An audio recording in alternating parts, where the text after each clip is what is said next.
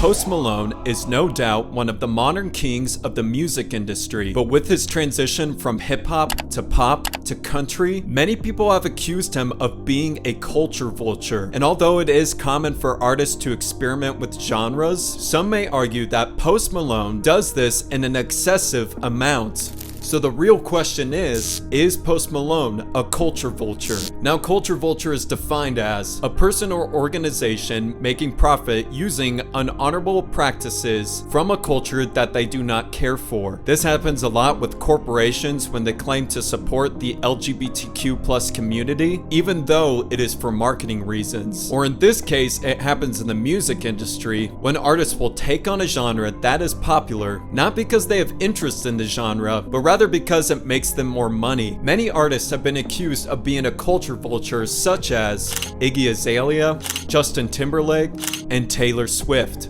Probably the most famous example of a culture vulture is Elvis Presley, when he covered songs from famous blues musicians and claimed them as his own. Now, I know what you may be wondering. How does this apply to Post Malone? Born in 1995, Post Malone grew up in Grapevine, Texas. He developed an early taste in music influenced by artists such as John Lennon, Elvis Presley, Kurt Cobain, George Harrison, and Stevie Ray Vaughan, in which he got these artists tattooed on his knuckles. George Harrison, John, Hank Sr. Yeah.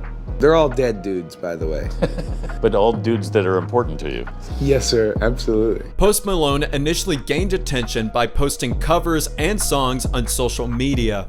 Well, it ain't no use to sit and wonder why be. If you don't know by now.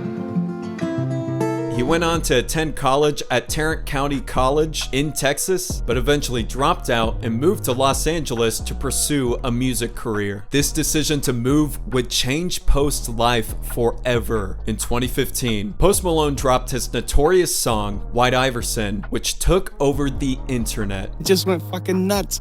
And then, like, all these guys, Waka Flocka, like, everything, like, people I fucking looked up to for so long were just, like, FaceTiming me in the middle of the night, and I was like, yo, what the like, this shit's crazy. The success of the song would launch Post into superstardom, grabbing the attention of many people. And although the majority gave this song praise, this is when Post Malone started being accused of being a culture vulture. Are you afraid as a white rapper that you may be considered a culture vulture?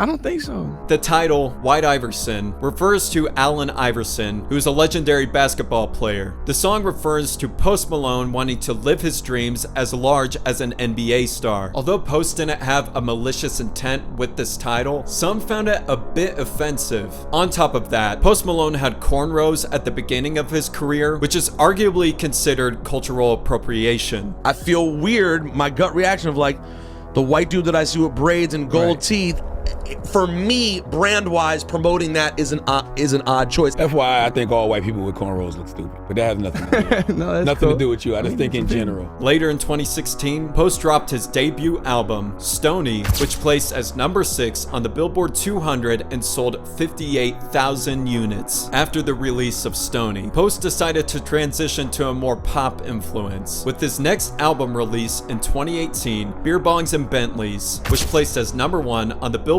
200 and sold 461,000 units within the first week. Over the years, Post Malone dropped a few more successful albums, such as Hollywood's Bleeding in 2019 and 12 Karat Toothache in 2022. Then in 2023, Post Malone dropped what is considered his least successful album, Austin, which still charted as number 2 on the Billboard 200, but sold 113,000 copies within the first week. This is a big decrease from his previously successful albums. It was clear that fans were losing interest in Post Malone, which made it clear that something had to change. In 2021, Post Malone dipped his toe in the country genre by releasing a cover of I'm Gonna Miss Her. This had fans astounded by his versatility, leaving them wanting more. And with the country genre taking over the music industry, it was clear that there was only one thing that Post Malone was gonna do next: Finally, in 2024, Post released F1 Trillion, which no surprise debuted as #1 on the Billboard 200. However, with this release, Post Malone's culture vulture accusations began to resurface. With the transition from hip-hop to pop to country, many people believe that Post Malone used hip-hop as a means to an end for his own personal gain. This transition made hip-hop fans see Post as disrespectful towards the genre, but in Post Malone's defense, he did always state that he did not identify as a rapper. I'm not a rapper.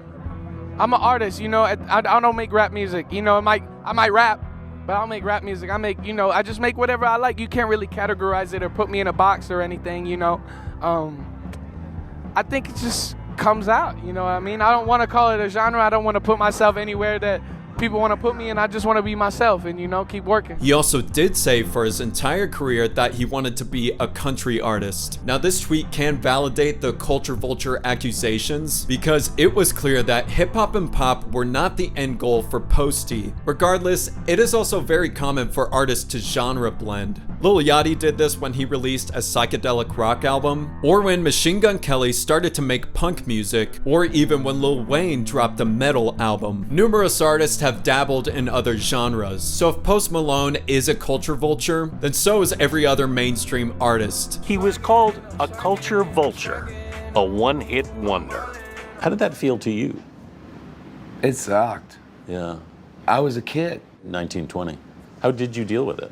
Drink a lot. Yeah. Did you take it personally? Because I imagine... Absolutely. It's hard not to. But he kept writing hit songs. It's not for the people who hate you. It's for the people who love you and for yourself.